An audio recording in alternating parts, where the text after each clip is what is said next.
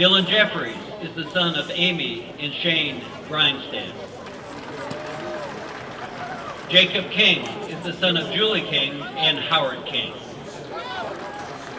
Hayden Prophet is the son of Mickey and Ples Prophet. Donald Reed is the son of Tammy and Donald Reed. Tyler Reed is the son of Anita and Bobby Sutton. Isaiah Robinson is the nephew of Brenda Oakley. Colton Simpson is the son of Kim and Chuck Simpson. Carter Teague is the son of Catherine Teague. And now our lovely cheerleaders and their parents. Miss Gabriella McClellan is the daughter of Christine and Greg McClellan.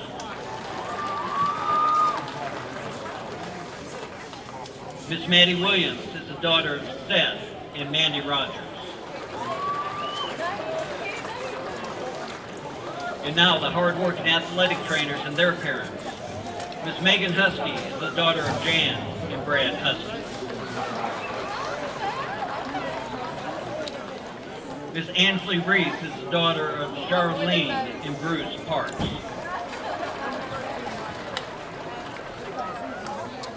Miss Sydney Struzel is the daughter of Casey and Scott Struzel.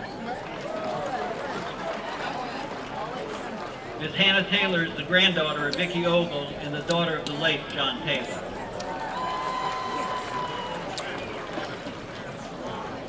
Miss Anna Thompson is the daughter of Yolanda Thompson. And now our senior band members and their parents. Miss Tasse Cash is the daughter of Vonda and Superintendent Cassius Cash. Caleb Houston is the son of Allison and Patrick Houston.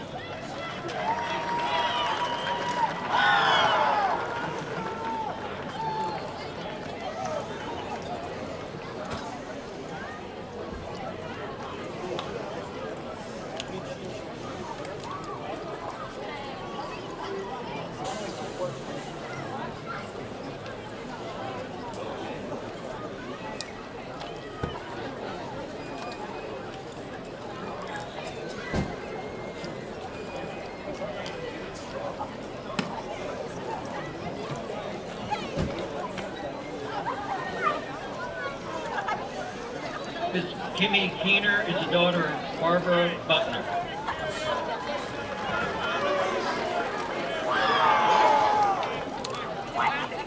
Miss Shaloni Rios is the daughter of Brenda Rios.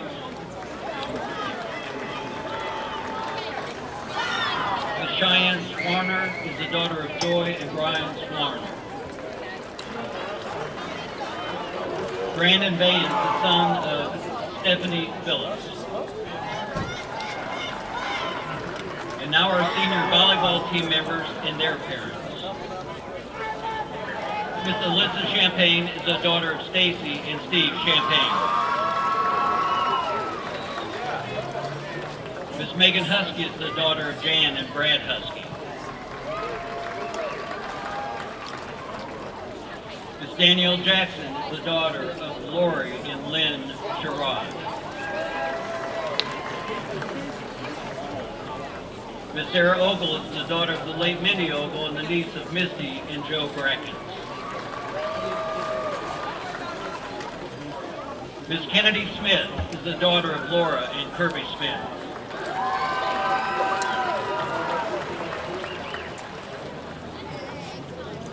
And now our senior golf team members and their parents. Ethan Hayes is the son of Fatima and Kendall Hayes.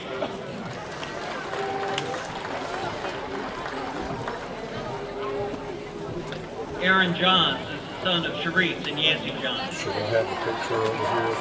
No, Chad, okay. Because I turned it on and it powered up. Lily Reagan is the daughter of the late Adam Reagan and the granddaughter of Amy Bales, James Barnes, and Sandy Johnson. And now for our senior girls soccer team members and their parents. Miss Chesty Bohannon is the daughter of Christy Williams and Mitchell Bohannon.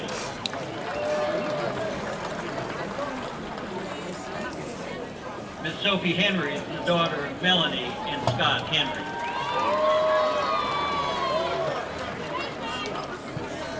Miss Lindsay Jeanette is the daughter of Denise and Daniel Jeanette. And now for our senior cross-country team members and their parents. Aiden Aldridge, the son of Melissa Chris.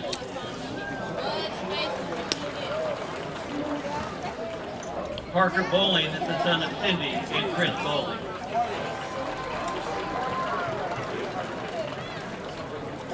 Emerson Bolton is the son of Patricia Bolton.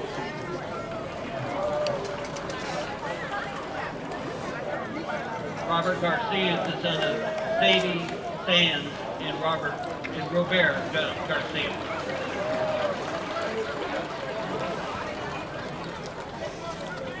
These seniors from the class of 2019 exemplify the spirit of excellence which has come to be known as Blue and Gold Pride. Thank you for your hard work this season, and most of all, thank you, parents.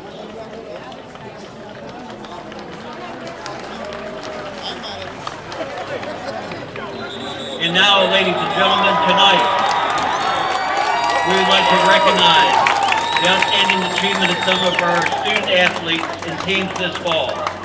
First, we would like to congratulate Ethan Hayes, who finished third, and Aaron Johns, who finished 10th in the TAA State Golf Championship.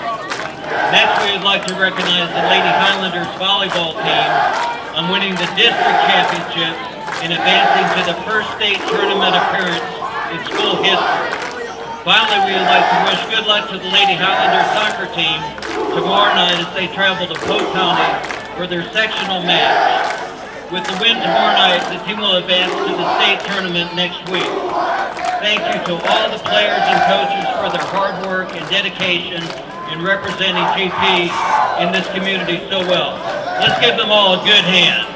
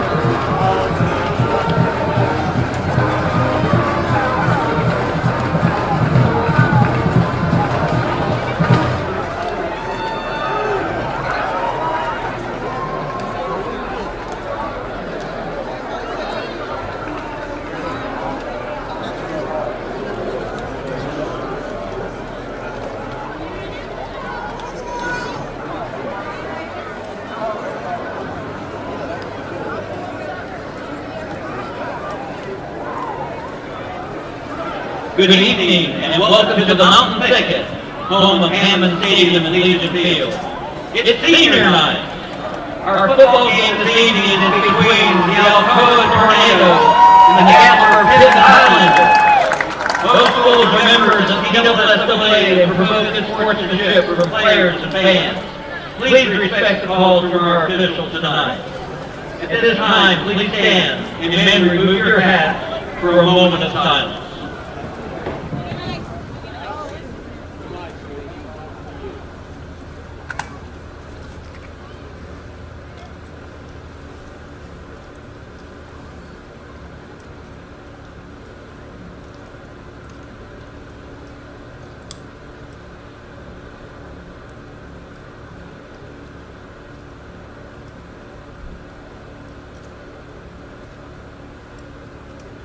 Now please remain standing for the national anthem performed by the Gatlinburg Pittman Marching Band, directed by Mr. Greg Fitch.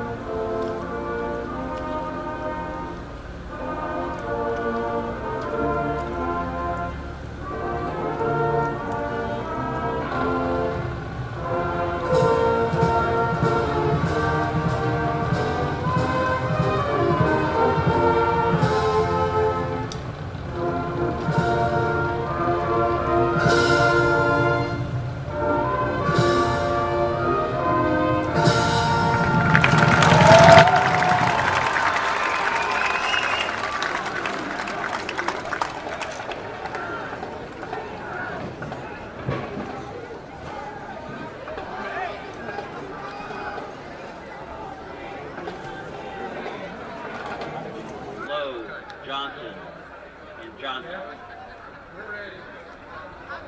For the Highlanders, Hayden Prophet, Burke Harden, Briar Howard, and Colton Simpson.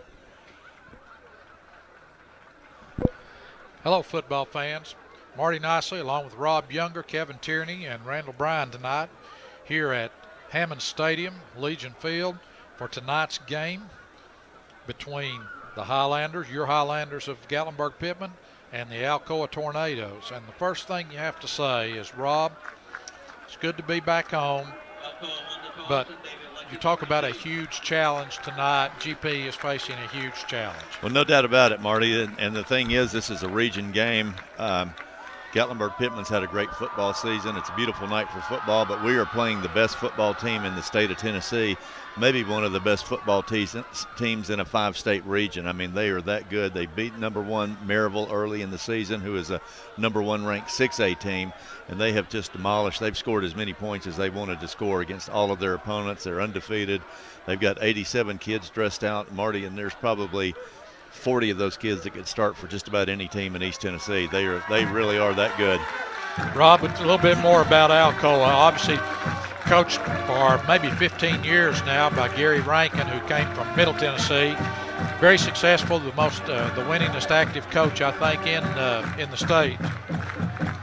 And Marty, that is correct. He has 410 wins, only 75 losses. This is his 13th season at Alcoa. 13th at Alcoa. Yep. So Alcoa, as Rob mentioned, number 1 in 3A in the state, but beat the number 1 team in 6A.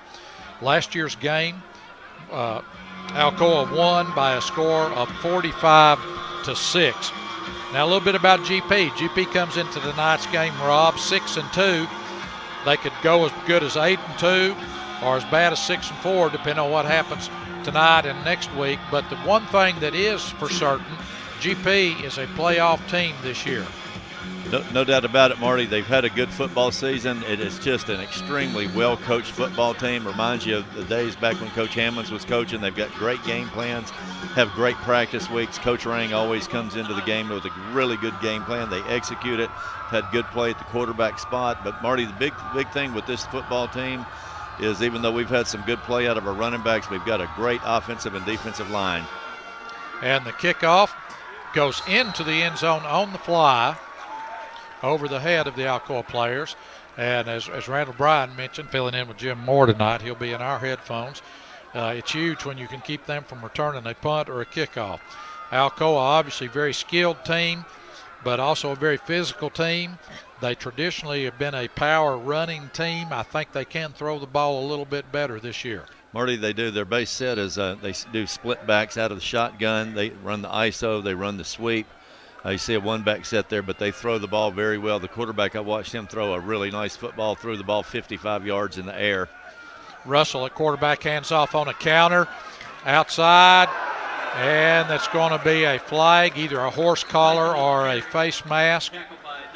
Marty, it should have been a block in the back as well, and that was a great counter play. Don't take anything away from Alcoa, but you see our outside linebacker, Hayden Profit, number 4, who's had a great football season. You see him, he reads it, he comes up, and actually it wasn't Hayden, it was our corner, number 6. I'm not sure what they're going to call that. I think it'll be a face mask. Either way, it's a 15-yard penalty, and you don't need to help Alcoa out. Marty, I think that was on Jaden Schobert, who is obviously filling in for Ethan Stinnett, who is out with a shoulder injury. Quarterback for Alcoa, Walker Russell, 6'1", 195-pound senior. Single wide out both sides, split backs. Handoff off right tackle. Still on his feet, still driving. Another first down, gain of about 12 yards. And Marty, I watched the film of Alcoa against Scott County, and that's against Kingston, and that's mostly what they did. Split back set out of shotgun, lots of ISO, lots of sweep, a few counters, and sometimes they'll motion the wing guy in for a jet sweep. That was Kareem Rodriguez, another senior. Same set, single wide outs. Russell throws out in the flat. It's overthrown, incomplete. Intended for number 15, Sankey. Making it 2nd and 10. Will bring up a 2nd down and 10 for Alcoa.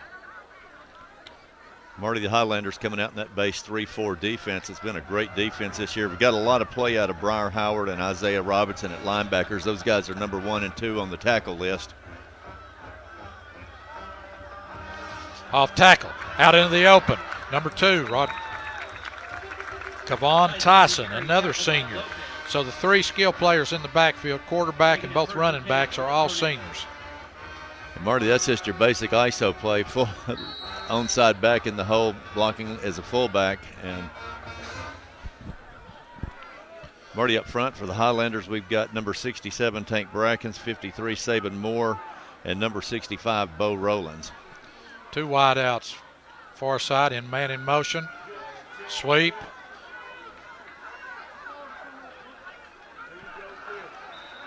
Played fairly well. Still a gain of about 5 yards on first down for Alcoa. We'll bring up a 2nd and 5.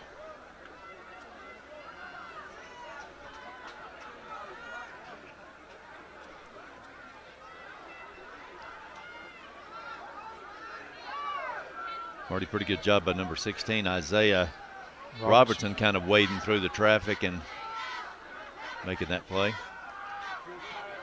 Pass out into the flat is complete, but immediately on the tackle. Marty, that is our corner, number 15, Bryce Bryce Akey. Here's the replay. Rodriguez on the reception, tackled by Akey.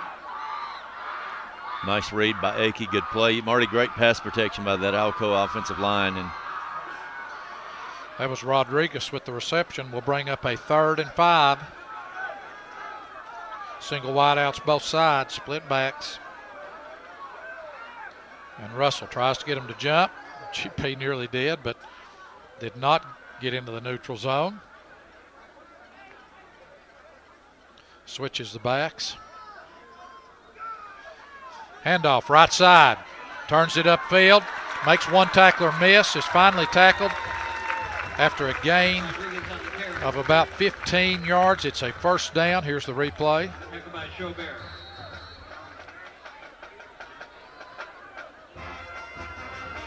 Marty, that's just a great job by Schobert reading the play. Of course, they tried to run the sweep to the wide side of the field, which makes sense if you got all this speed. And of course, he planted his foot, cut it up inside. We missed a couple tackles, but that guy's a great running back. 1st and 10, Alcoa. Russell shotgun. Handoff, left side. Huge hole. Forced out of bounds at about the 7 or 8 yards. It's close to a first down. Here's the replay.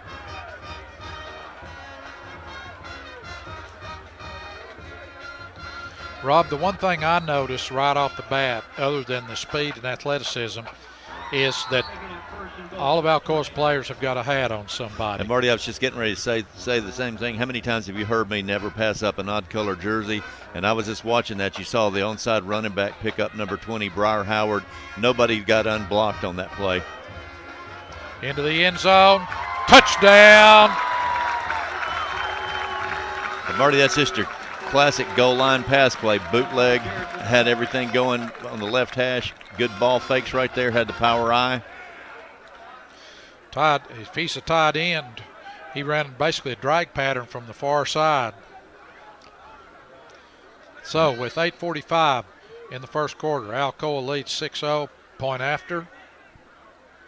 Snap, kick is up, and it's good. So with 8:45 left to go in the first quarter, Alcoa takes the opening kickoff, drives all the way down the field, helped out by a 15-yard unsportsmanlike penalty on G-Feed to score. Here's the replay.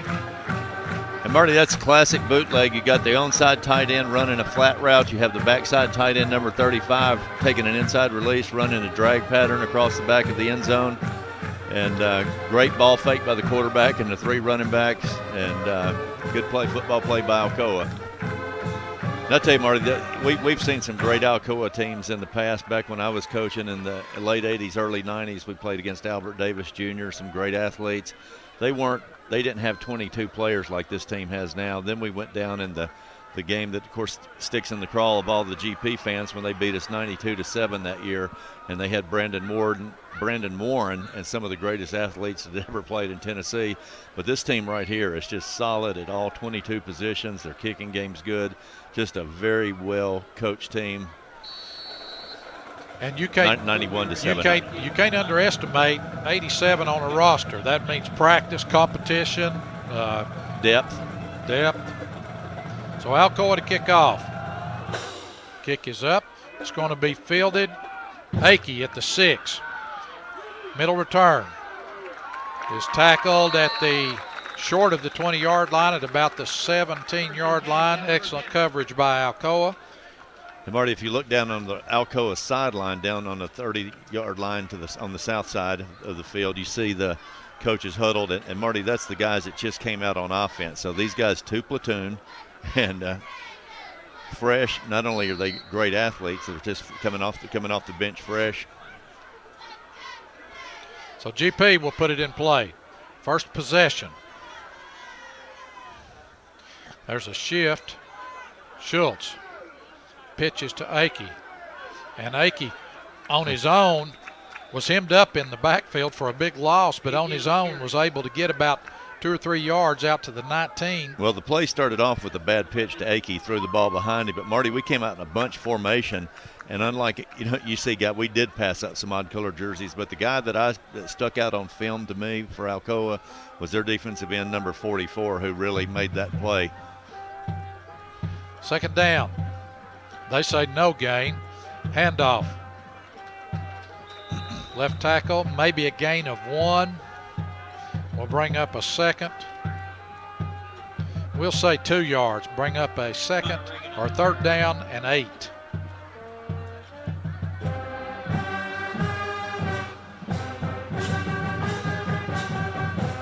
Alcoa band right down here below us.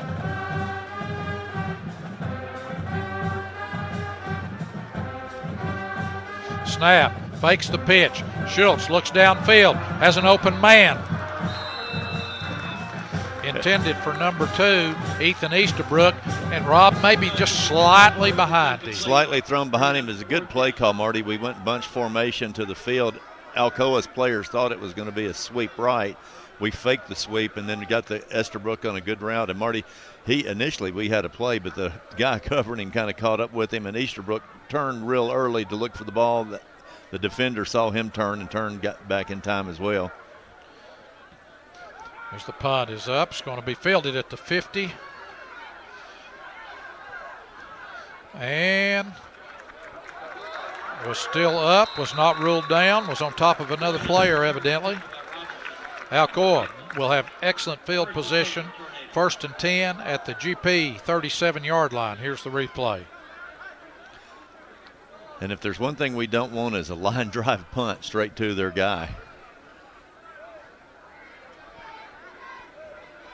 And Marty, he may have been right. I don't think any part of his body touched the ground. He was not down. And Marty, in this formation right here, they're going to send this slot guy in motion and hand the ball off to him. Nope, they faked it. Faked it up the middle. Number 20. The numbers sometimes are hard to see if they're not outlined.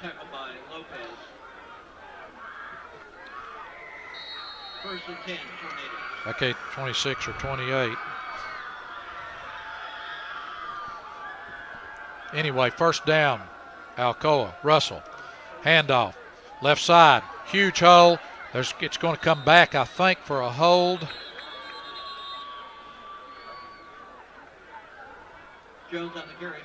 Rob, Alcoa creating some big holes at the line of scrimmage right now. And, you know, this is going to be one thing that our fans haven't seen this year. We have been physically dominating on the offensive and defensive line this year, and they are. Oh.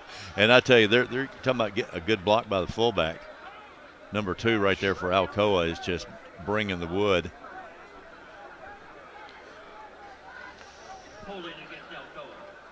So Alcoa penalized. 10 yards from the spot will bring up a 1st and 15 for Alcoa. Russell sort of a cross buck. Number 2 gets north and south for Alcoa. That's Kayvon Tyson, senior. And Marty, that's it. That's just kind of the old counter trade blocking. You see the onside offensive line block down, the backside pull and kick out. And of course in the backfield, as you said, the old cross buck or just a counter play. And boy, they just executed it perfectly. 2nd and 4.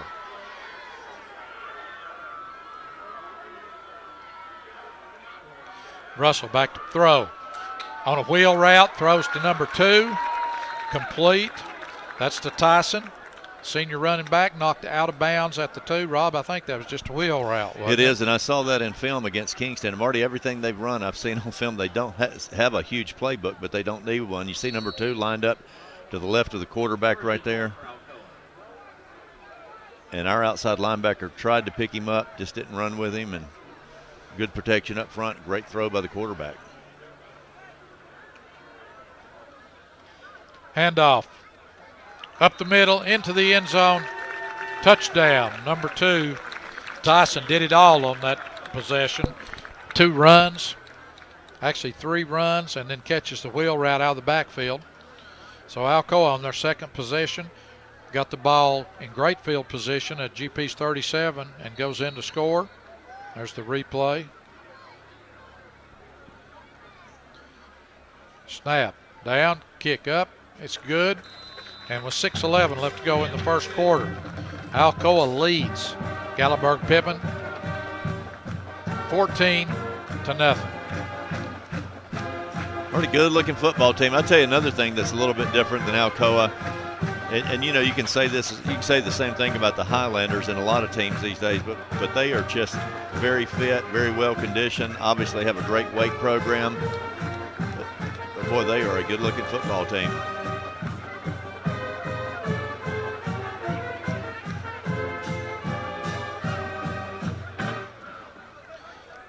think we mentioned earlier, senior night tonight. All the seniors in the fall sports were recognized before the game. And we have over in the Letterman's Lounge, we have a football class of 88, 89, 88 team. A lot of old football players come back tonight that you recognized and we're talking with. And of course, those guys are getting old now. Of course, one of my favorite players played here when I was coaching was Travis Cooper's over there. But you saw Brian Dunn, Matt Zoder, Jake Comstock. A lot of those guys are back Got tonight. to meet Brian Dunn talking about his daughter graduating from high school. We are old. Kickoff into the end zone. GP will have it on the 20-yard line, coming out for their second possession. Well, I knew there was something going on when we first got to the press box. You could hear Coach Hammonds telling stories down there, and you could hear a bunch of people laughing, and I knew some storytelling was going on. I wondered who was in there. Ray Carver's there. Not Ray Carver, David Carver.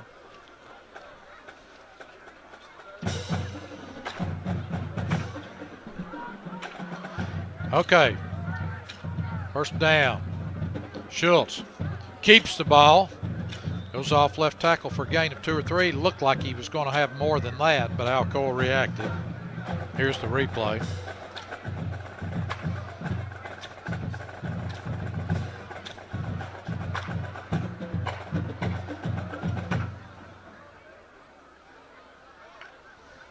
Marty, number 7, Pierce Hammonds, is yet to come into the game. Of course, he hurt his shoulder against Austin East. GP 2 wide outs this side. Schultz looked right back to pass. He's going to throw it deep. And it's going to be intercepted. And Rob, that was a case where our player, the wide receiver, Carlitos Lopez, did not find the ball until the Alcoa guy had already locked in on it and positioned himself. Marty, it wasn't a one receiver route. He was the only guy running a deep route, and the safety came over and helped out. And of course, we were focused on him and kind of threw it into double coverage. But maybe if Lopez would have seen the ball earlier, he might have had an opportunity to go and fight for the ball. So Alcoa 1st and 10 on their own 45. Russell looks out into the flat to the right side, and it's incomplete. It was not going anywhere anyway. Marty, pretty good defensive play right there. Good job.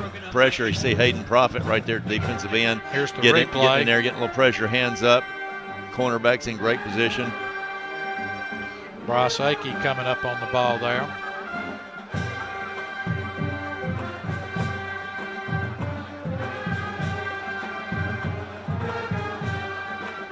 Second down. Russell back to throw. Looks left side. Pass is complete at the marker. On about a 10-yard out pattern. And you know what? That's just honoring their speed right there, giving them too much credit. We got too big of a cushion by alignment and as soon as he saw pass route, he went into his back pedal, gave him the 10-yard out, and we were 5 yards beyond that. So 1st and 10, Alcoa.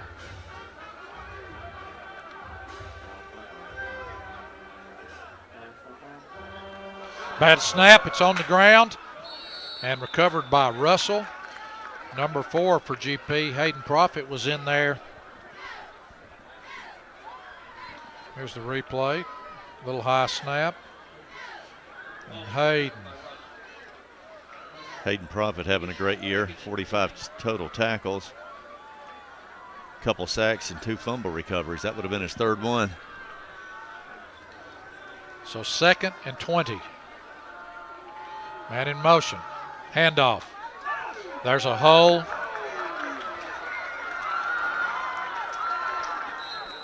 And finally run out of bounds after a gain of almost 30 yards.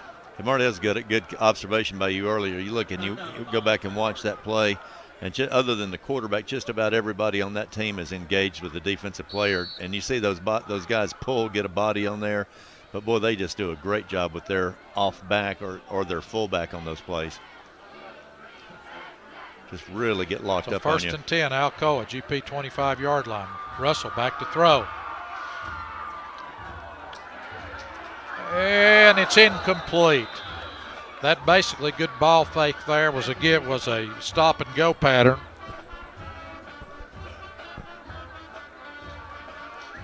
Incomplete will bring up a 2nd and 10. You can see Russell give a pretty good head and shoulder fake here. I tell you, just great pressure and good effort by Hayden Profit right there. Hit that onside back is having to take him on. Off left tackle. A gain of about 6. We'll bring up a 3rd. Pretty good job by Connor Reagan right there, Marty, number 14 coming up, and I guess he's playing the weak side safety right there. We'll say a gain of 7, 3rd and 3. 4:03 left to go in the first quarter. Of course, actually, Connor Reagan's in for number 7, Pierce Hammonds, at outside linebacker.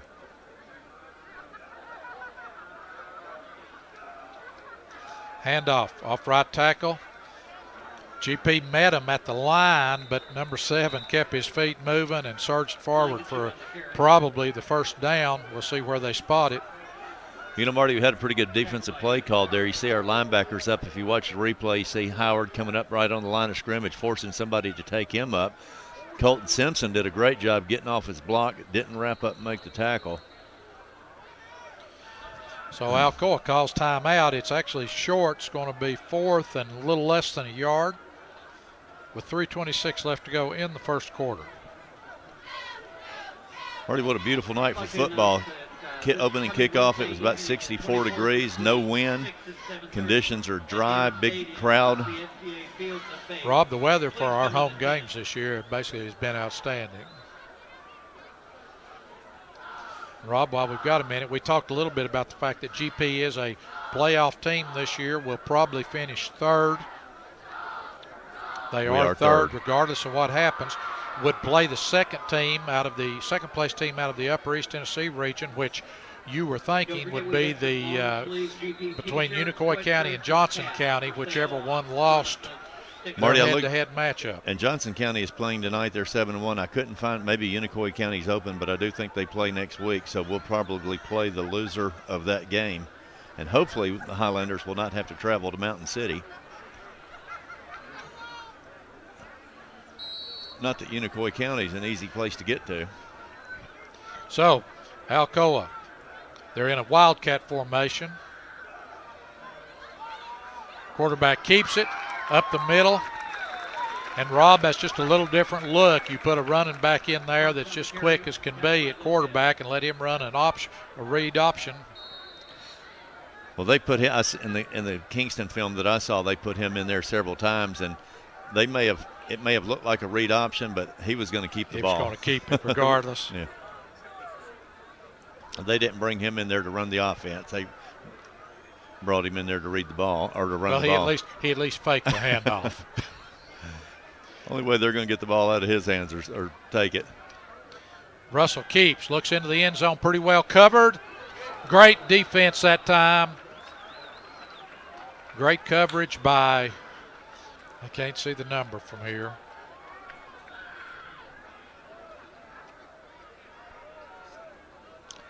And Marty, I think it's number 6, Jaden Jaden Schobert. Great play. I tell you, he ran a great coverage. Way to get up and fight for the football. Here it is again. In great position. So, 2nd and goal from a 7-yard line. Alcoa, Russell, handoff on a counter off the right side. Number 7 stays on his feet. Is going to be stopped 1 yard short of the goal line. Rob, that's a couple of times where it looked like he was going to be stopped for short gain, and he's a load. And of course, he just keeps those feet moving, those legs pumping. He is a big kid. It's got him only listed as 210. He looks a lot bigger. Not only 210, a sophomore.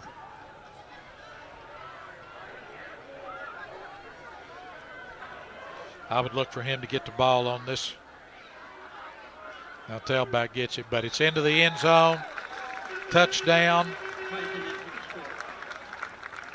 So with 1:56 left to go, Alcoa leads 20-0 with the point after coming up.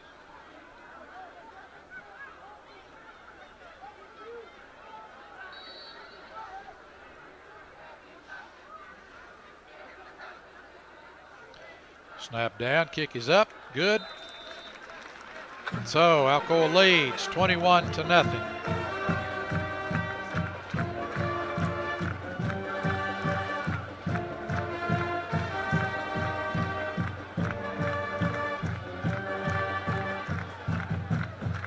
You know, pretty good job by number 53 for the Highlanders. Sabin Moore, who's had a great football season this year. You know, he got off his block, got low, got his helmet under that guy. Of course, we were there on the half-yard line. So, Rob, the other thing we've talked about it a little bit, but Alcoa traditionally has always had great athletes, big plays. The thing that impresses me most right now is their physicality. They are extremely physical, and they don't really do anything. They just say, we're coming at you and we're going to beat you. Well, one thing, Marty, too, that's got, you know, everywhere we go, I feel like we're the most well-coached team on the field. And I feel like that especially our offensive line, defensive line, they are just about as well-coached as anybody. But Alcoa, man, those guys don't lose their feet. They don't put their head down. They maintain contact, get locked on, keep their feet moving. But they're just a very well-coached team, very physical. So, ball's fumbled, picked up. Oh! And Alcoa, the tackler may be injured. I was worried about our returner here, but he hopped right up. Fumbled the ball, it rolled around.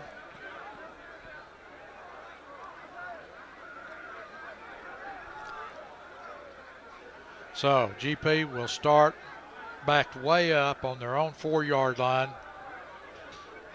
Yep. And Marty, I missed some games early in the season and for different reasons, and you missed a couple being on vacation. But you know, if there seems like there's been one problem with this team, it has been handling the football and kickoffs and punts, and whether it's poor communication or just execution and ball skills. And I know the kids back there have the skills to do that. Unbalanced line. That was a new wrinkle. Pitch to Akey.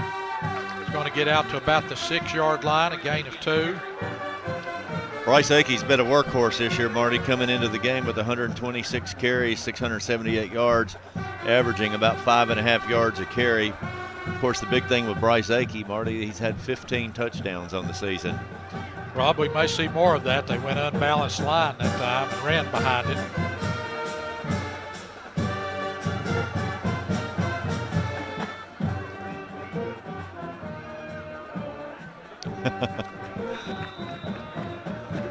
Alcoa got good penetration that time, forced Akey. The play was designed to come off right tackle, and Akey was forced to cut it back. Alcoa had a man in the backfield that time. And didn't block enough. You know, of course, one of the kids that got penetration right there beat a double team. So 3rd and 8. Handoff again. You know, that's one of those plays right there. It looked like initially we're doing a pretty good job on the offensive line. There appeared to be a hole in the running lane, and then Alcoa's defense, just closing speed, just gets there so quick. Watch this right here. Look like there's a hole right there. And then all of a sudden, boom, you got 5 white jerseys there.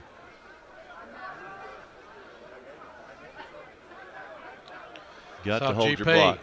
On a punt, a spread formation here on the punt. I think that's the first time we've seen that this.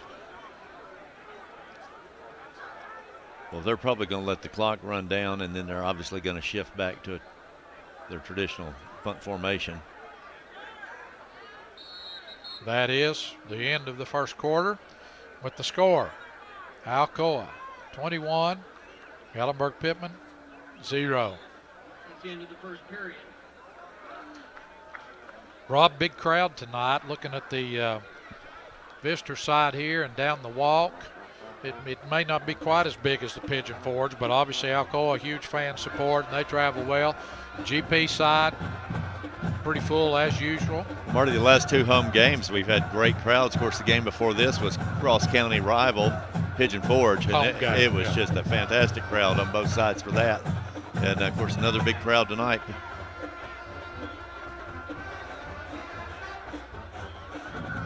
Of course, last home game, you were in Jackson Hole, Wyoming, and one of my favorite players to ever play at Gatlinburg-Pittman filled in for you, the great Aaron Maples.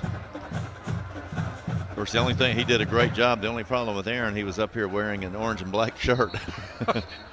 Doing a Gatlinburg-Pittman broadcast. Of course, his son Brady plays for Pigeon Forge, and that's just how it's going to be. Well, it was the last minute, so it was good of Aaron to do that, to fill in. He did a good job. I told him if we could get Brady to transfer, he could do it every game next year. You just sold me out, huh? Oh, yeah, I did. Yeah, that'd be a good trade, getting Brady Maples for you. So, GP to punt. Punt is up. Going to be fielded at the 40. Alcoa stumbles on the return. GP looked like they were in pretty good shape coverage-wise that time. So Alcoa, again, though, with short field, excellent field position, will put it in play at GP's 33-yard line. You know, earlier when I said you just don't want to kick a line drive punt to these guys, and look right there, we had a good high punt. Let our kick coverage get down there. East Estabrook, great position. Briar Howard in great position. So Alcoa, 3 wideouts this side. Russell looks actually looks to the inside receiver. And it's complete for a first down, a gain of about 12 yards. Will be 1st and 10 Alcoa. It was the inside guy here.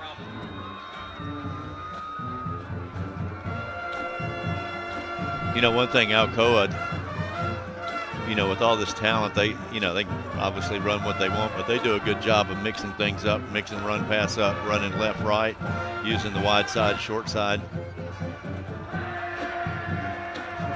And into the end zone, touchdown number 2, Kevon Tyson, senior, 197, who also scored the last touchdown for Alcoa. So second quarter just underway. Alcoa puts the ball in play on GP's 33-yard line, and then on the third play from scrimmage is in the end zone.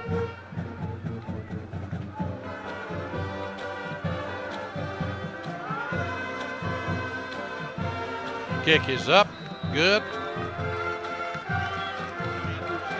And that makes the score 28-0. Here's the replay. And Marty, nothing complicated, just man-on-man blocking across the front. You see the guard uncovered. He just released, got a good block on Briar Howard. Again, running back just kind of weaved his way through the middle of the defense untouched.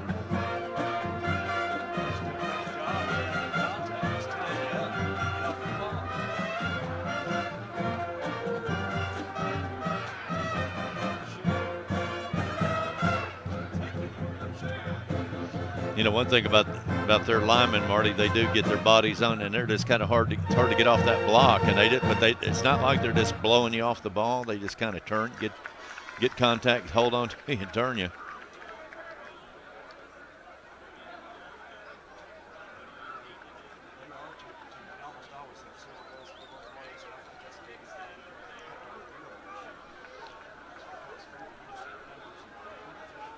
Marty again looking down on the 30-yard line on the south side of the field. You see the coach talking to that unit that just came off the field. These guys are completely two platoon, and in years past they've always had at least 3 or 4, maybe 5 guys that play both ways. So these guys are completely fresh.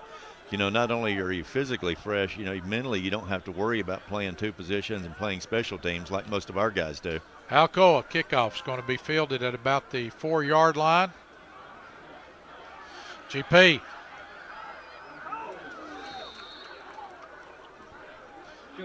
Had a lane, but Alcoa's speed, ability to close. And Marty, nice job by Schobert right there. You know, he fumbled the previous kickoff and had the nerve to get back there and did a good job of handling the ball. Got the ball past the 20-yard line. Ball will be put in play at GP's 24-yard line.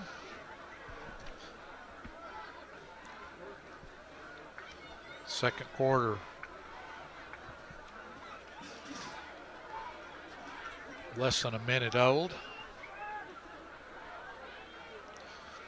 Schultz rolls out.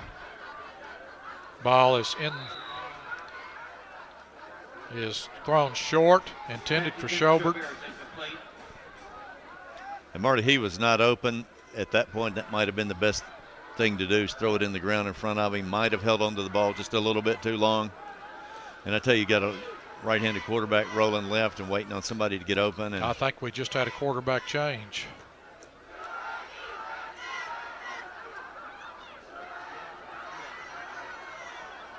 That would be freshman Colin Shannon. Oh, fumbled the snap, but Akey picked it out of midair. I didn't see what happened to Schultz. Well, he just put the ball on Akey's hip instead of putting it in the pocket. Right on that one. But the previous play, when Schultz threw the incomplete pass, I didn't see what happened, but and of course, Marty, that's just, you know, a matter of timing, you know, being in there working with that first unit. And is this Schultz back in? No. intercepted into the end zone. Touchdown. GP tried to throw a little screen pass there, Rob. And Marty's welcome to big time college or high school football to Colin. Of course, his first pass, they had the screen called, and it looked like I thought it was going to be a good play, and that's a defensive lineman that reached up and grabbed that ball. And boy, I tell you, and he absolutely trucked Colin Shannon. I think he kind of did that on purpose. He could have ran away from him. I think he just intentionally ran through him. But a great play by number 60 for Alcoa. Tough spot for very tough spot. Freshman to be put in. Absolutely. To have to come in cold off the bench against the number one team in the state. Of course, I tell you, Colin Shannon, Marty, has an incredible arm. We saw that at the Sevier County Jamboree. He won the long throw contest. Didn't he throw it like 57 yards? 57 yards, yeah. So, with a minute, well, Alcoa scores twice in less than 2 minutes here in this second quarter. Makes the score 35-0. And Marty, does it have to be in the second half before we go into? I believe it does, unless it maybe if to the moving clock. If the other coach went and said go ahead and run it, that might be agreeable. I don't know, but yeah, it's second quarter or second half. And of course, what the rule says, if one team's ahead by 35 points, the clock runs in the second half.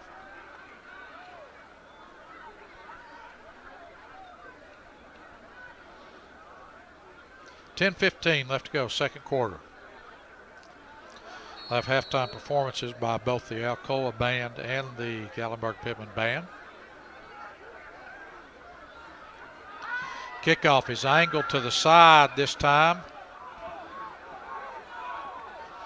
Took a high bounce, and Alcoa was close to being able to. They almost got what they wanted out of that kick, Marty. That high kick in no man's land, hoping it would hit the ground and bounce high. All right. Highlanders were lucky to recover that one. That was a really good kick, and they did that against Kingston as well.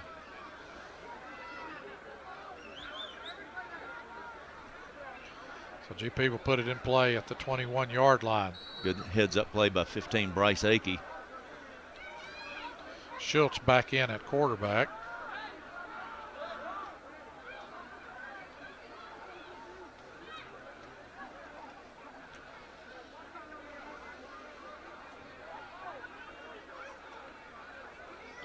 Akey stopped short of the line of scrimmage. Be a loss of about 1.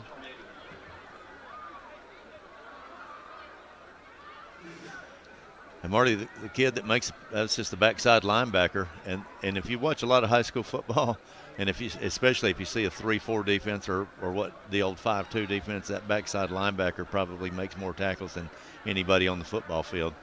Of course, that kid just read it perfectly. Number 36 filled the hole. Handoff to the fullback. Of course, they have the advantage of not having to play the point of attack, and then they can read the ball inside out. Short gain. Bring up a 3rd and 10.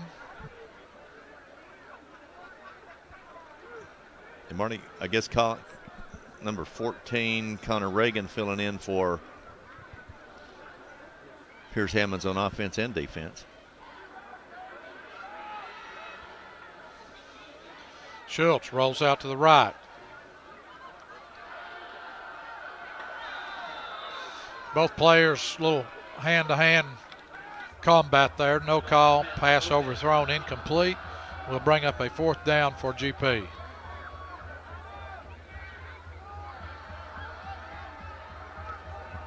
Of course, Alcoa just has excellent coverage, Marty, but Intended for number 10, Carlitos Lopez. say one thing about Gatlinburg-Pittman's offensive line. J.D. Franklin has not been touched in this ball game. J.D. Schultz. Lopez to punt.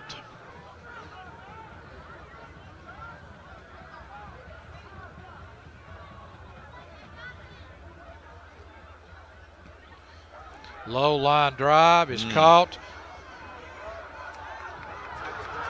That's what you don't want to do as a punter. And tripped up by number 19, I believe. Love on the return. Liam Brackens saved a touchdown probably. Here's the replay. And Marty just can't have that line drive punt right to center field. I mean, that kid never had to take a step to catch took one step to catch the ball, and then he's going full speed before our coverage guys ever got within 10 yards of him. Actually, the Alcoa player sort of slipped on the turf. 1st and 10, again, short field for Alcoa. Pass out into the flat, complete. Makes the first tackler miss, makes the second one miss, gets outside, turns it upfield. Marty, Isaiah Robertson, our great linebacker, has perfect position, read the ball great, had a great opportunity to make a big hit, and that kid just made him absolutely miss. Here's the replay. Isaiah, the middle linebacker, will start flowing to the right there. Great job reading the play, great position.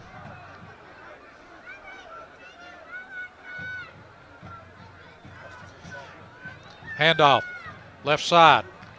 Alcoa running back, still on his feet, into the end zone. Touchdown. Here's the replay.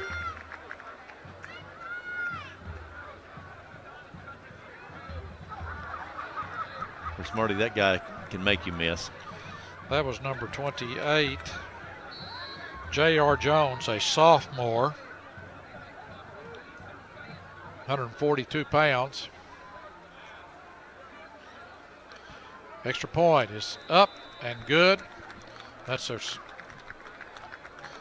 So, with 8:19 left to go in the second quarter, Alcoa, a huge lead, 42-0.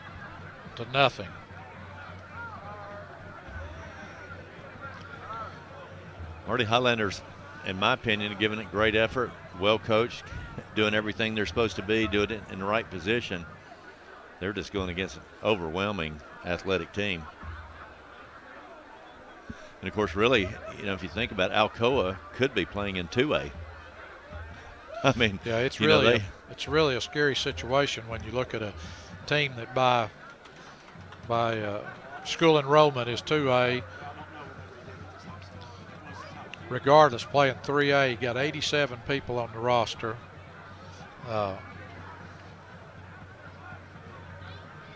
And Marty, why is it that they decided to play 3A instead of playing up 4, 5, or 6A? But they still have the option of playing up.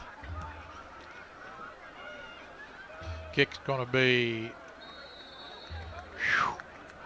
We might have let that one go a little bit early. You know what? That's what I thought. I thought it was going to hit be one of those rare kickoffs. Yeah, the player thought that was going in the end zone, and it landed at about the 1 or between the 1 and the goal line and just barely got into the goal. I thought it was got going into to be the end zone. I thought it was going to be like a Mike Helton 9-iron and bounce back and land on about the 3 with our player's back turned to it.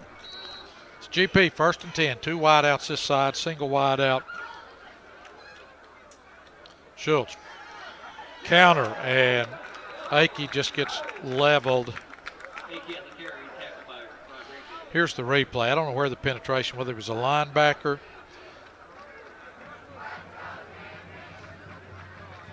It was a lineman.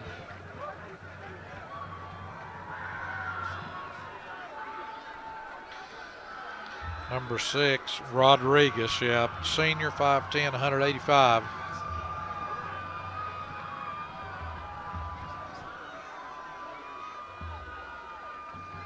Handoff, Akey, right side, a little bit of running room.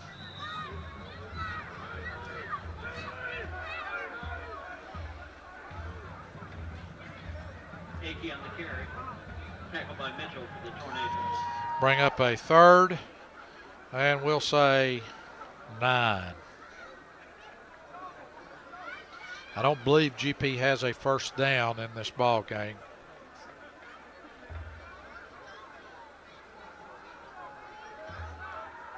Schultz, shotgun. Rolls out left, is going to be tackled in the backfield.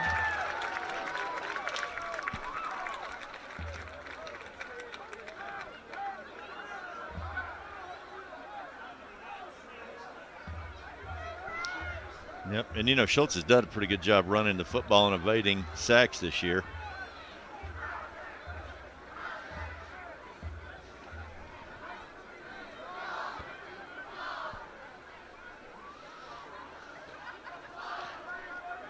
Fourth down, Lopez back to punt. Better height this time. Alcoa's going to let the ball drop. Still stays on GP's side of the field, 49-yard line, where Alcoa will have it 1st and 10. And on exchange of punts, that may be their worst field position.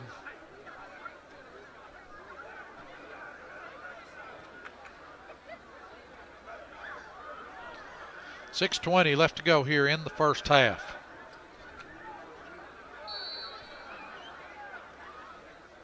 Alcoa still has their first unit in. They probably will play them till halftime.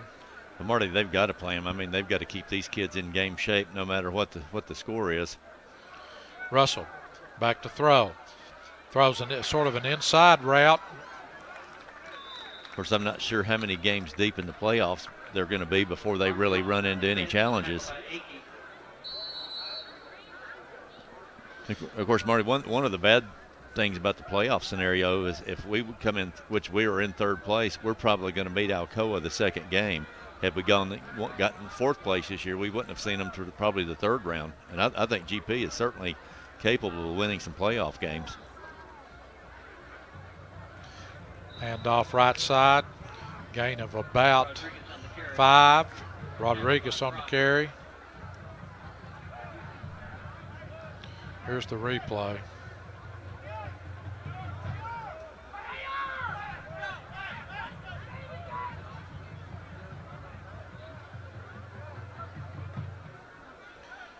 Got a number 33, Jacob Ferguson, a freshman in at linebacker right now.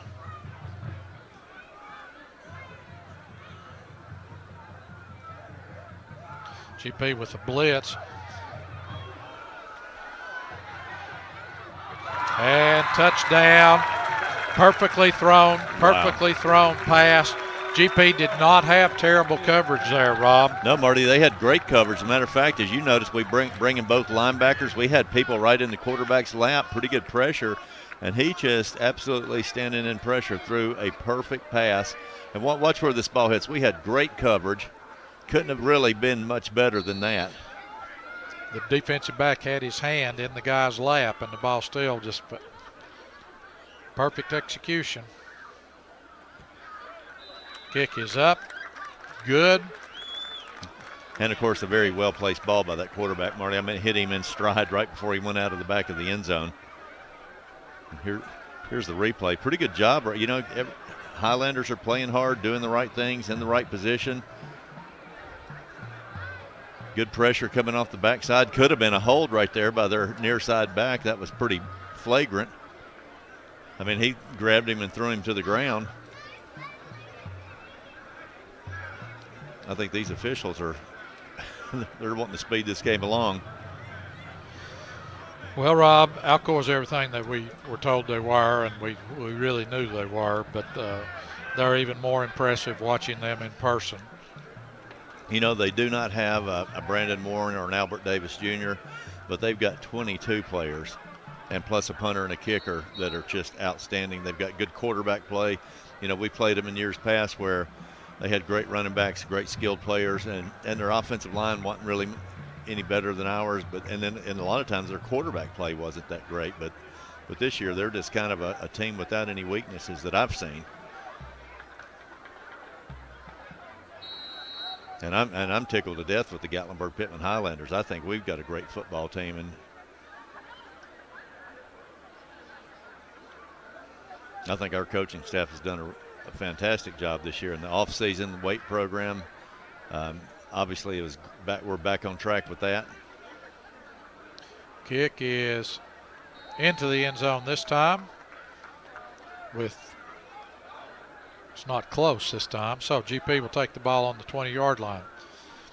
Rob, talking about GP comes into tonight's game 6-2. Will probably be 6-3 after this game. One game left against Kingston or Roane County there.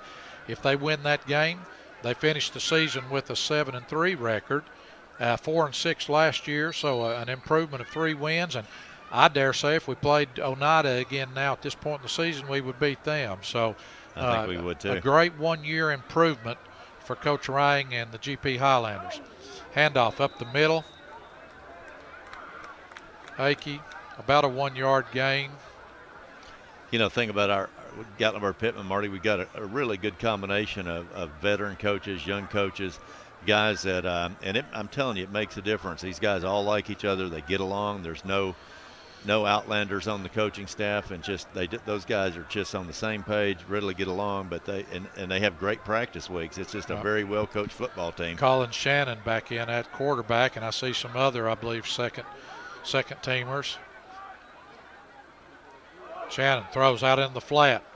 That ball actually was deflected by the defensive end, the rush end on that side. You know what? Number 44 got his hand up, and that guy's a great ball player. He's the one that stands out on film to me. But look at that. And a great concentration by Carlito Lopez. We'll bring up a 3rd and 11.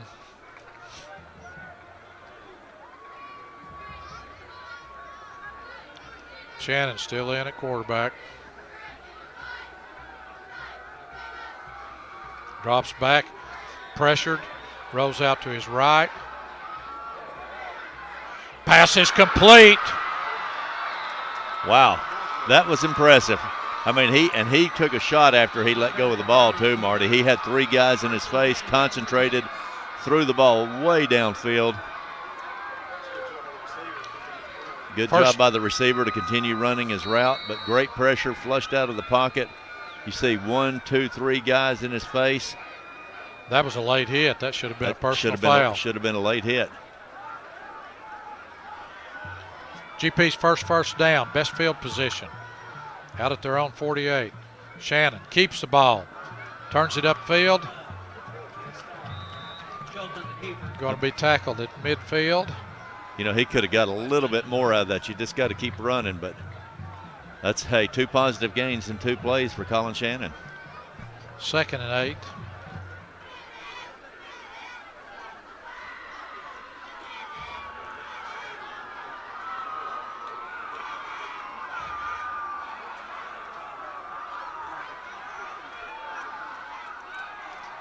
Second and 8. Shannon pressured. He's not able to avoid the pressure this time. Sacked. I just can't talk enough about that guy. He is just a monster, number 44 for Alcoa. Colin Shannon's a quick kid. Well, we didn't block him. I don't know if that was a missed assignment or if they were going to try to throw a screen over his head. He was not blocked. Looked like the offensive line slid to the right side. Bring up a 3rd and 20. Same formation, trips to the wide side of the field. Shannon back to throw. Throws over the middle. It's too high. It was open. Pass intended for Estabrook. Bringing up 4th down.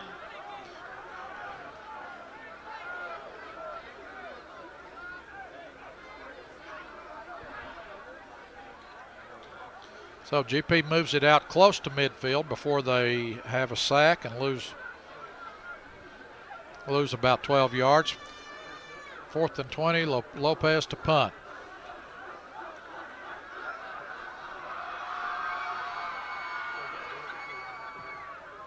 Kick is up, sort of off the side of his foot, gets a GP roll. Will roll out of bounds at about the 23-yard line of Alcoa, where they will put it in play 1st and 10. Minute 51 left before halftime.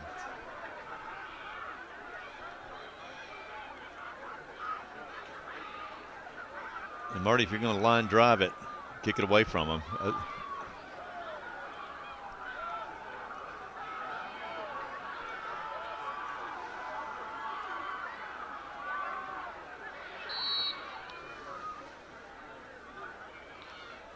Well, Alcoa will come to the line. 1st and 10. Handoff, number 7, the sophomore running back.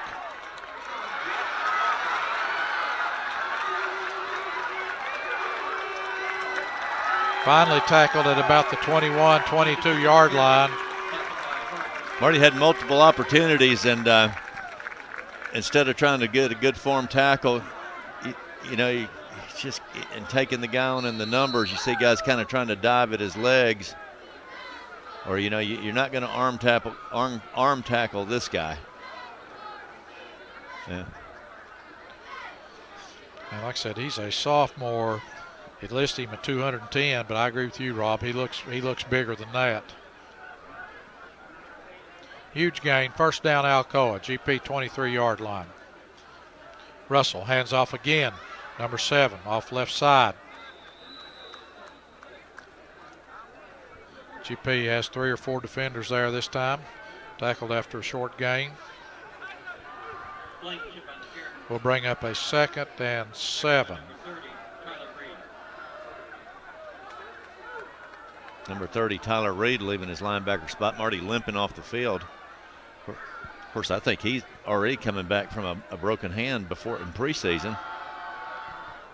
Number 16, Isaiah Robinson, checks back in right there beside his inside linebacker mate, Briar Howard. GP had too many players on the field that time. They will decline, Alcoa will decline the penalty and take the play. Marty, 22 seconds left in the half. It's going to be interesting to see how hard Alcoa tries to put another score on the board. Well, they've come out and run pretty much just straight ahead running plays. They haven't thrown the ball on this drive. Of course, you can't put a player on the field and tell him not to play hard. Right. And Marty, really, they're scouting Alcoa. It's not just tremendously difficult. They don't have a huge offensive playbook, and they got a base set. Sometimes they go to that 4-man front on defense, but they just line up and play. They don't try to beat you with X's and O's, although even though they are very sound in everything they do. I don't think Coach Rankin has 410 wins without being sound on both sides of the ball. Marty, where was he? This is his 13th season at Alcoa. It was Murfreesboro, either Riverdale or. He kind of put them on the map, Yeah, I think he won us 1 or 2 states there.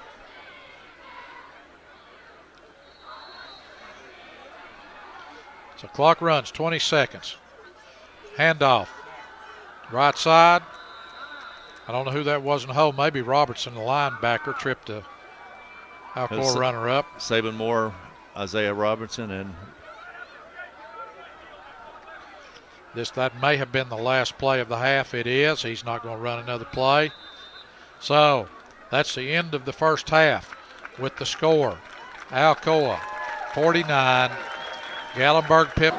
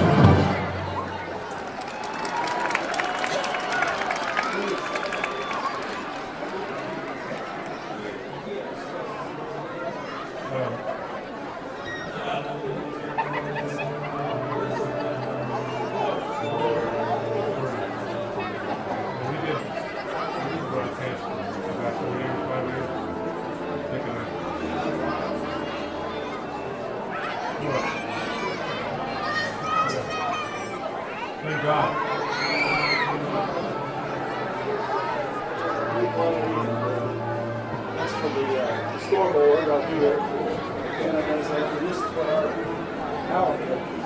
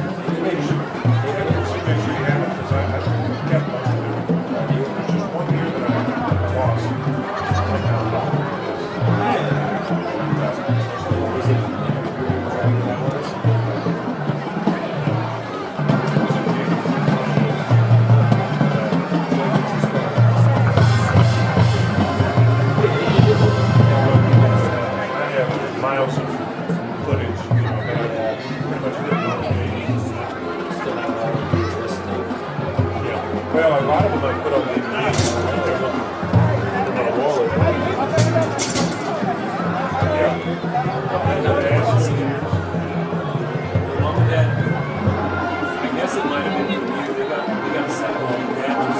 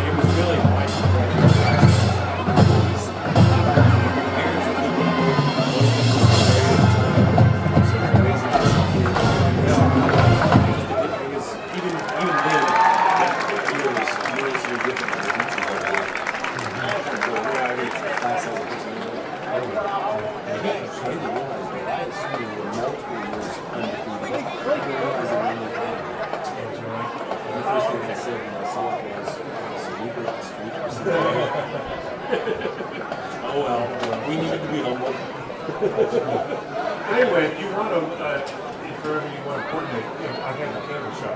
More like candle shop. Now, please welcome the Captain Highlander Pride Marching Band.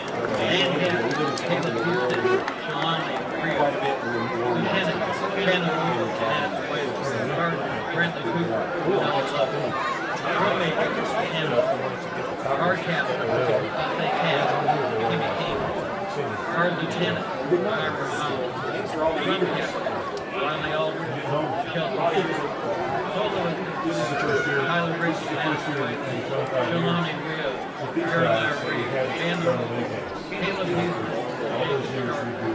Tonight the band will be presenting a tribute to featuring Harry Potter, Bradley Park, Indiana Raiders, and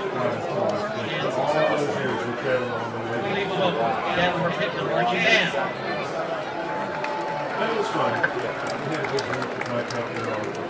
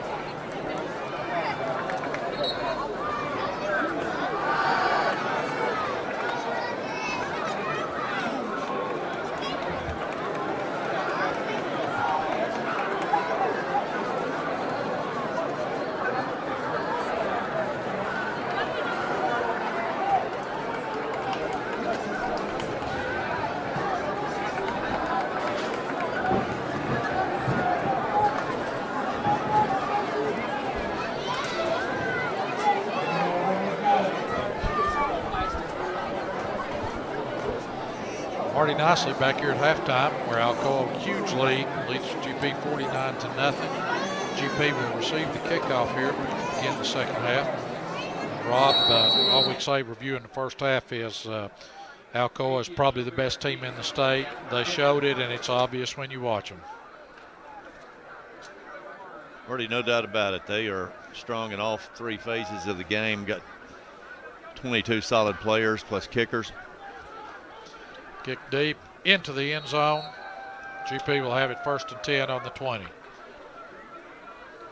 You know, Marty, I tell you one big thing that Gatlinburg-Pittman fans, we've been used to having well-coached football teams. We've been used to having great facilities, great weight room, support staff, support from our director of schools, our school board members, but community. Just the community. Everything has been good. And we go to these other schools and play, and they're just haven't been up to par with Gatlinburg-Pittman. Then, you know, it's just kind of, then you see something like this. But I tell you, overall, in my opinion, football in East Tennessee has improved dramatically in the last 8 or 10 years. Well, you know, it's evidence. Here's a replay. Nice run by Akey off the right side. 4 or 5 of the state championships last year in the state of Tennessee were from East Tennessee. Greenback, Alcoa, Greenville, Maryville, and there may have been one other one. So it was 4 or 5. So 5 out of the 6 state champions were from East Tennessee. Ball almost. Rob, that's a case of just good coverage and great anticipation. That ball was coming in a hurry to the wide receiver, and the Alcoa guy read it and stepped in. I'm already see Colin Shannon getting the ball, and I mean his eyes are locked on his target, and of course he read the quarterback's eyes. But you know, another thing, Marty, you just go and facilities are better, but you also look on the sidelines of almost every school we play. They've got more assistant coaches. The ratio of coach to player is bigger. 3rd and 7. Shannon keeps, fakes a handoff, turns it upfield, puts his head down, and is going to be close to the first down. It is a first down, Gatlinburg-Pittman. Marty, Colin Shannon responsible for 2 of GP's first downs tonight, one on the big throw and one on the run. And we do have the mercy rule, a team leading by 35 points or more in the second half. The clock is running. Shannon back to throw, quickly to the back, out of the backfield. And Rob, again, that looked like it had something there, and then Alcoa's closing speed just. And Marty, this is Alcoa's first team defense still in the game. You see number 44 getting a pass rush there, but good throw and catch. And just like you said, great closing speed. 2nd and 11. I tell you, did you see their corner? He came up, got our wide receiver who was supposed to be making a block, controlled his shoulders, ran him back, and then got off the block at the last second and made the tackle.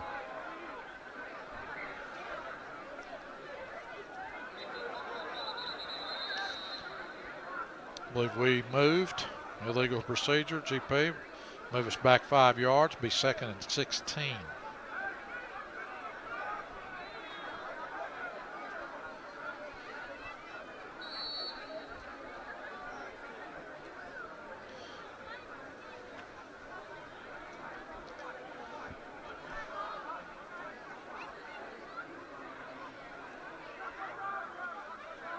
Man in motion, Shannon back to throw. And was just leveled by the backside. That blister, and I think he's okay. But Rob, he got absolutely nailed. And I tell you what, give it to him. He got up showing some toughness right there. Immediately ran over to his coach to get the play and back to the huddle. Doesn't look like a freshman out there by any means. 3rd down and 16. He's braver than I wouldn't want to drop back again.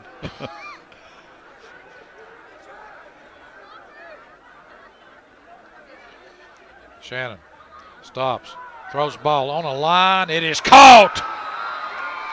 Great reception, number 10, Carlitos Lopez. And Marty, it's going to be a late hit on the quarterback, I think. And Colin Shannon took another just brutal hit after he let go of the ball. But give him credit. Watch him hang in here in the pocket. He sees the pass rush coming, has the presence to look down the field and see his open receiver. And that was a way late hit. Hey, great job by Carlito Lopez jumping up and catching the ball. And Rob, let me ask you a question here. Make it an easy one. Well, when you're down 49-0, and we see some second teamers in here. Sometimes is that a case of you've got an important district game left and you just don't want to risk injury? If you've got people that are beat and banged up? Well, I'm not sure. You just have to really, that's something you'd have to ask Coach Rain. Now, going into this game, we knew we had two key players that had shoulder injuries, Pierce Hammonds and Ethan Stennett. And I think the thought process was there, we're most likely not going to win this game. It's going to be a tough physical game, and those kids are going to get really banged on. So don't put them in there. Let them have another week to get well. And so I'm not sure. But it looks like our line is still our first team. I think basically our first team line. 2nd and 16. Shannon splits two defenders, but is wrapped up in the backfield. Loss of about 5.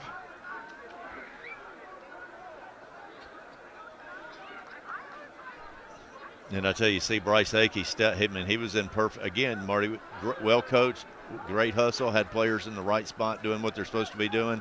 But you see Bryce Akey step up to pass protect, and he's assigned with blocking number 44, their defensive end, and he just gets overwhelmed. And Bryce Akey's a tough kid.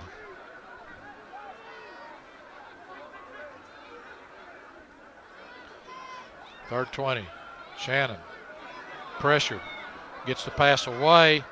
Going to be just short. And Shannon is taking a beating.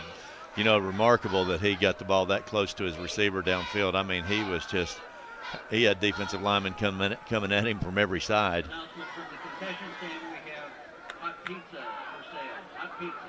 You see Colin steps up and got sandwiched. That's pretty impressive in itself, Marty, because a lot of players, it would have just flushed them out of the pocket. And he had the guys that were kind of, the rush was coming from his outside shoulders, and he stepped up like you're supposed to do, stepped up in the pocket. Lopez, high kick. And great coverage that time. Number 16, Isaiah Robertson. Isaiah, 6 feet, 200 pounds, is a senior.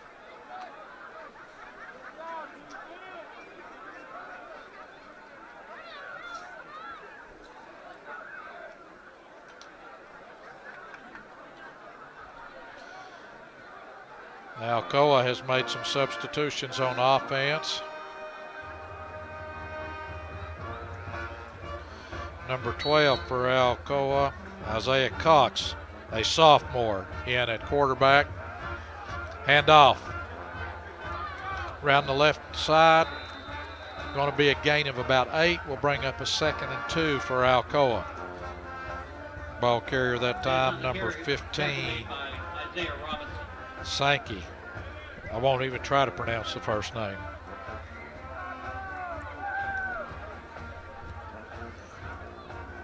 Second and 3. Clock running, 4:54, third quarter.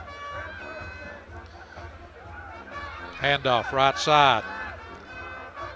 Pretty good tackle by Carlito Lopez. And we were talking earlier, you got to ride that football. You can't cross that inside hip. You got to play him inside out. And we've done that so many times with these guys. Of course, that's just kind of respecting their speed.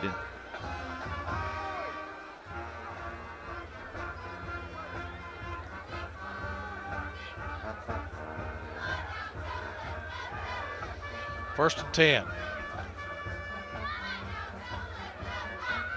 Cox at quarterback. Keeps the ball. May have intended to hand it off, but it was a little high snap. Quarterback bobbled it, which messed up the timing on the play. Good recovery by Kevin Howard. He missed him or not Kevin Howard, Briar Howard, number 20, missed him the first time, got back up and got wrapped up on him. You see the replay here. I believe 15 was going to get the ball, and it was a high.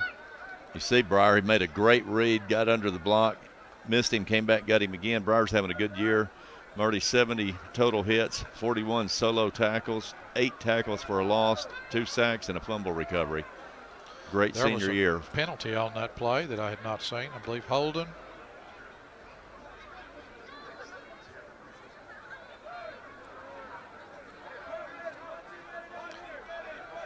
Make it 1st and 20, Alcoa.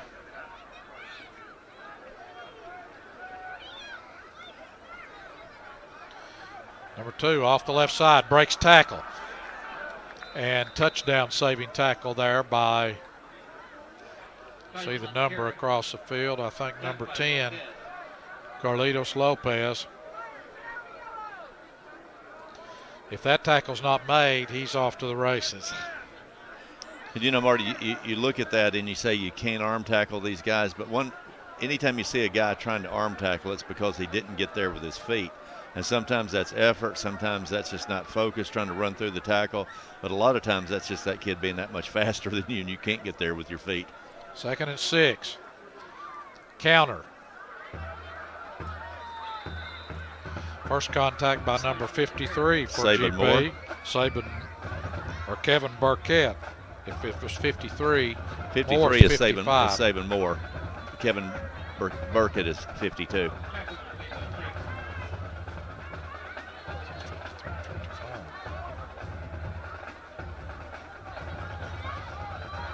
We've got lineups that have them both ways here, Rob. So anyway, good tackle for GP. Handoff, right side.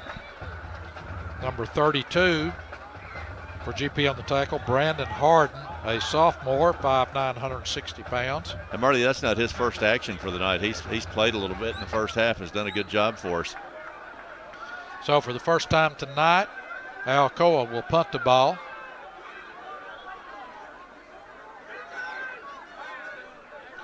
GP sends Schobert deep.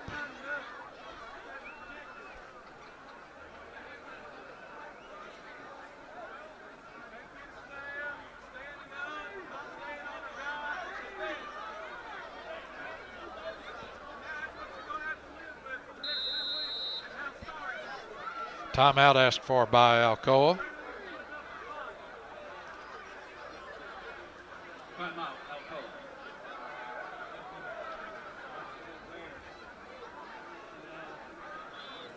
You know, that's one thing. If I were Alcoa, they've got this many kids dressed, this many kids on the road trip, I would not, after my first team's been sitting on the bench for a quarter, I would not send those guys back out on special teams.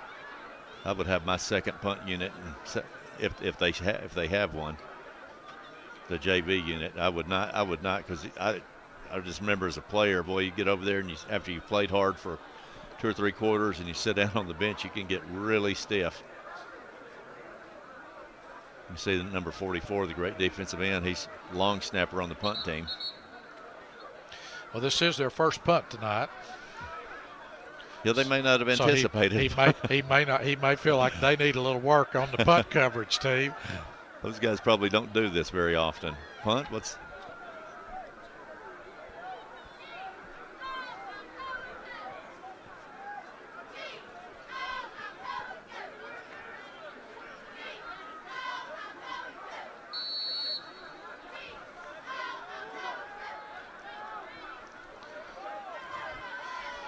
Fourth and 3, Alcoa.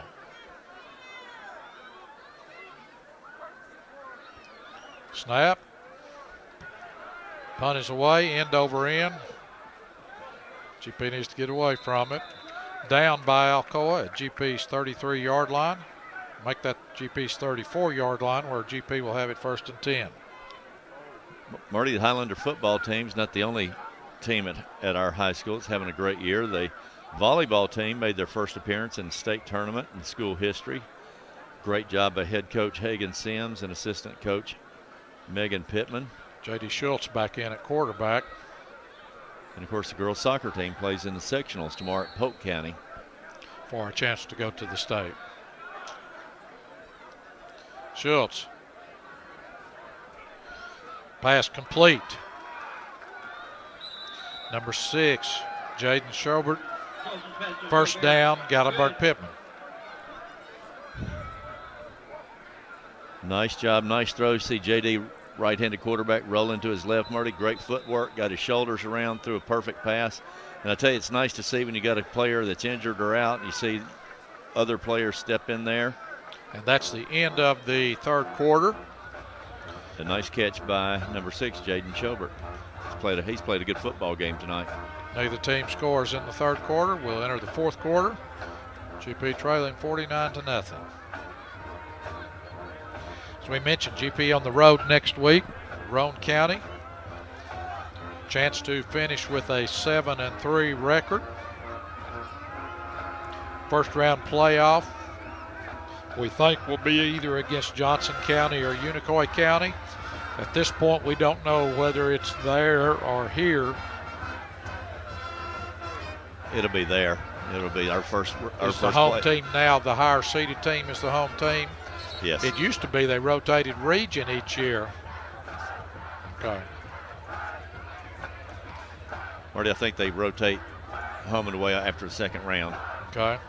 Rotate home and away after the second round. So, more than likely, GP will be on the road next week, or the first round of playoffs.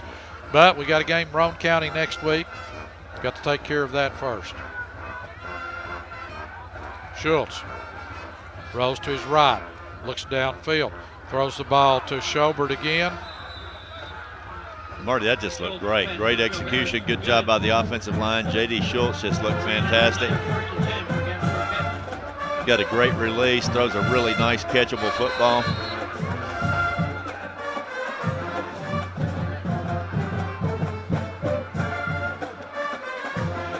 Did not hold on to the ball too long last two plays.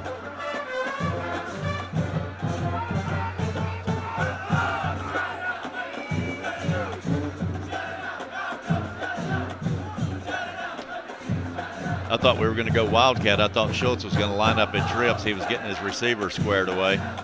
Blitz is coming. Just not enough time. GP had two people out on routes on that side. Both of them covered completely. I tell you, Akey did a good job picking up the blitzing linebacker, but boy, they just got smothered. Second, 16.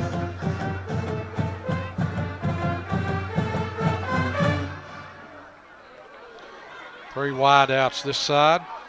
Single wide out to far side. Schultz, there's a blitz, and nobody touched the blitzer. Schultz didn't have a chance. Actually had a man open in the center, in the center of the field. Marty, Alcoa came out 4 down linemen. Our guys picked up all the down linemen, but they blitzed 2 guys in the same area. That we only had one running back. One guy can't block 2. So they brought a guy from the edge, and they brought a guy in the C gap. He blocked the inside rusher and just left the other guy unblocked. Third and long, at least 27 yards. Not a lot of play calls for this.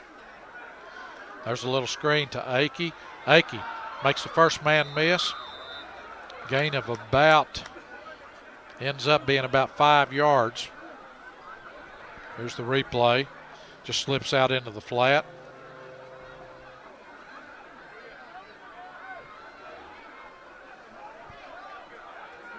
Marty, this great offensive line, coached by Matt Evans.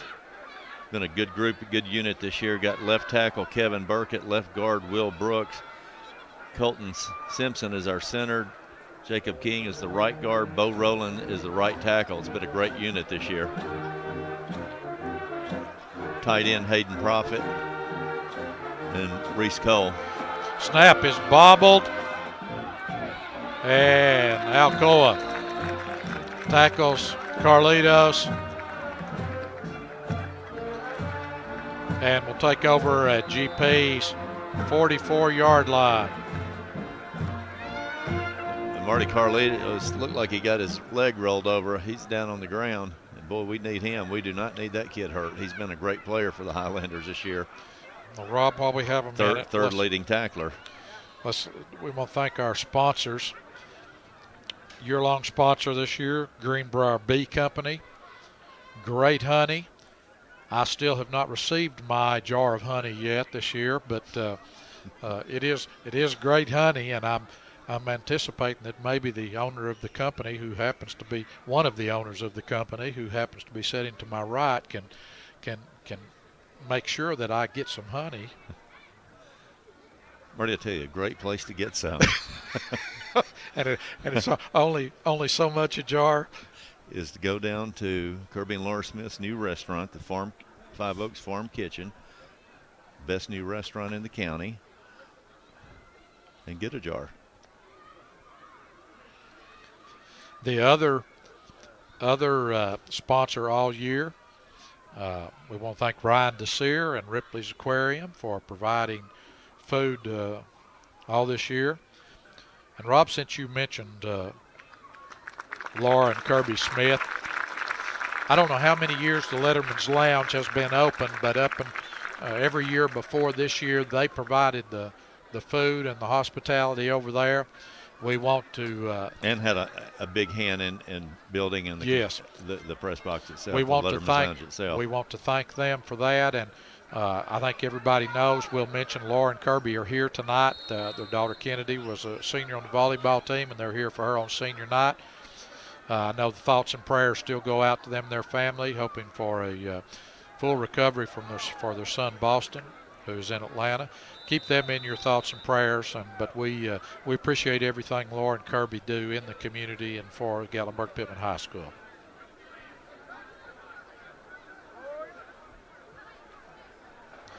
Five yards gained on first down. 2nd and 5. Clock running. 8:06 left in the ball game.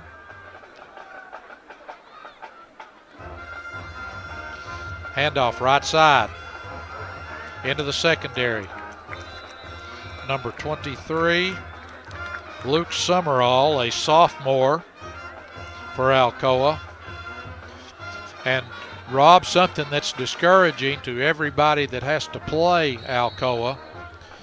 Coach Rankin has told some people that this is the best sophomore group he's ever had since he's been at Alcoa. And we've seen a couple of them. Well, we've actually seen 3 or 4 of them tonight. Well, they play a boatload of sophomores. But, Marty, I'll tell you one thing that is encouraging for the Highlander fans. Gatlinburg Pittman has a pretty good sophomore class themselves. Handoff to number 27, Jeffrey Bass, a junior. And, we've got some good seniors on this team. Our center, Simpson, is a senior. Our right guard is a senior. Our 2 linebackers are seniors, Howard and Robinson. And how many other seniors do we have? But this is also a pretty young football team. We've got two really good quarterbacks. One's a junior, one's a freshman. Both of our starting running backs are underclassmen. Cox keeps the ball. It's going to be tackled after getting a first down for Alcoa.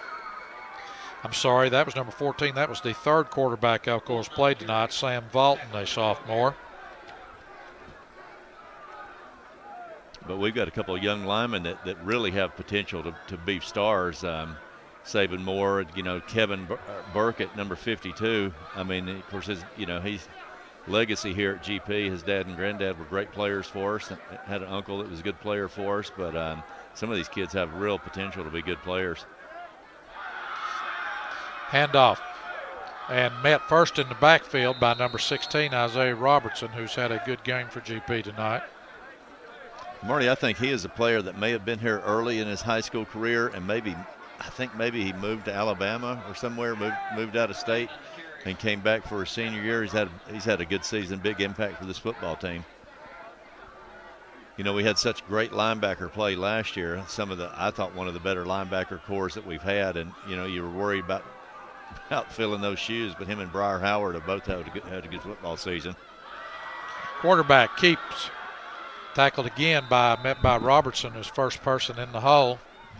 Meets the quarterback. Going on the carry, tackled by Isaiah Robinson. third down for the Tornadoes. 3rd down and 7. Alcoa can get a first down at about the 2.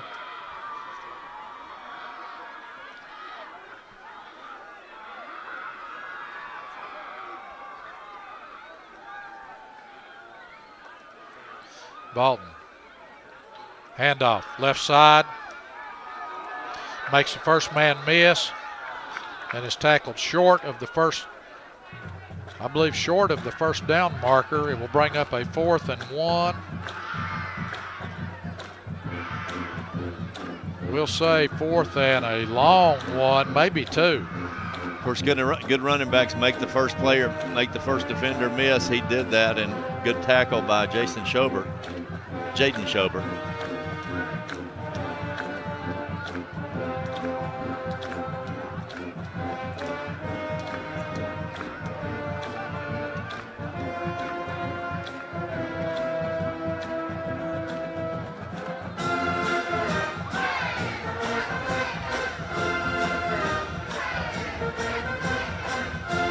Quarterback keeps up the middle. Gets the first down, but I believe he stopped just short about the 6-inch line where Alcoa will have it 1st and goal. Here's the replay.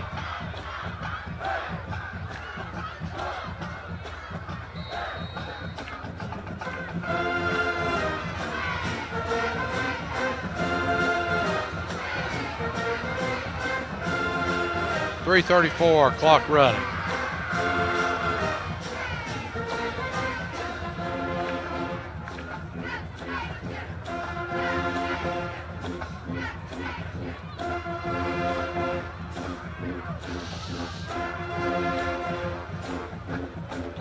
Bolton in shotgun, single wide outs both sides.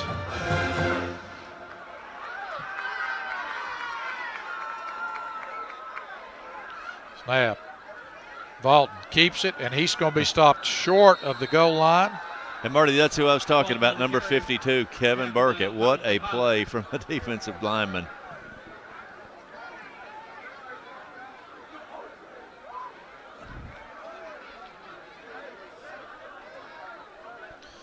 We'll bring up a 2nd and goal from the 1.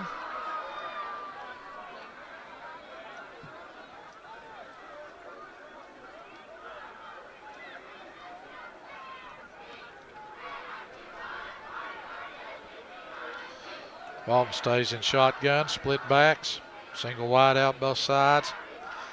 Handoff this time off the left side, and he stopped short of the goal line, I believe. GP putting up a little goal line stand here. We'll bring up 3rd and goal from the 1. And Marty, the Highlanders are not wanting them to get another score. I can't see that number. It looks like number 25. Trayvon Faulkner maybe made that initial hit. That was him.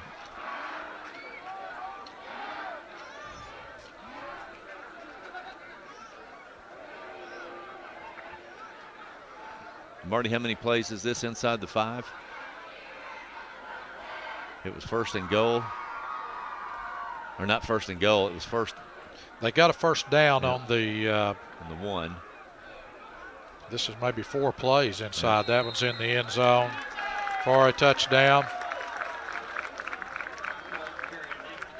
Rob, Alcoa will obviously remain undefeated.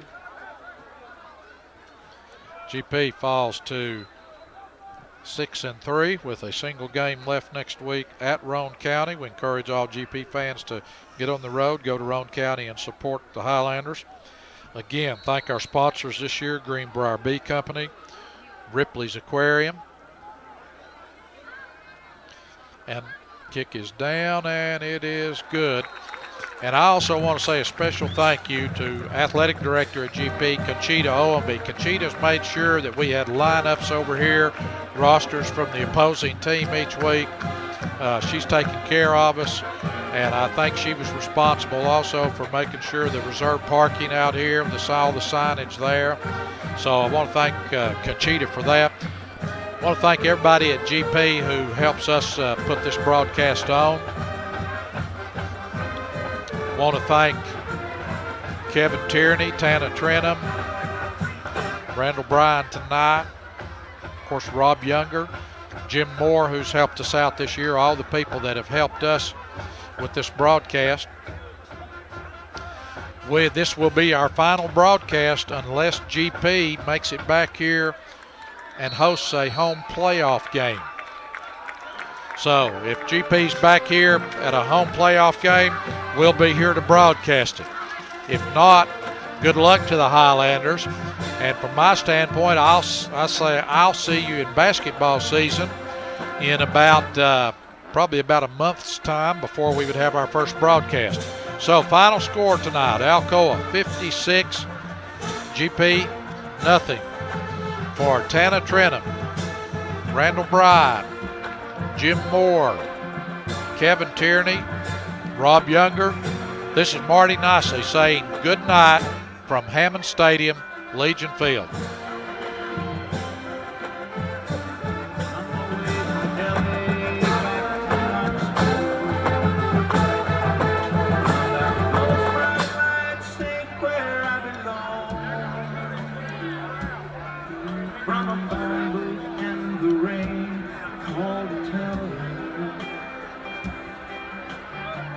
Had a change of dreams, I'm coming home. But tears filled my eyes when I found out she was gone.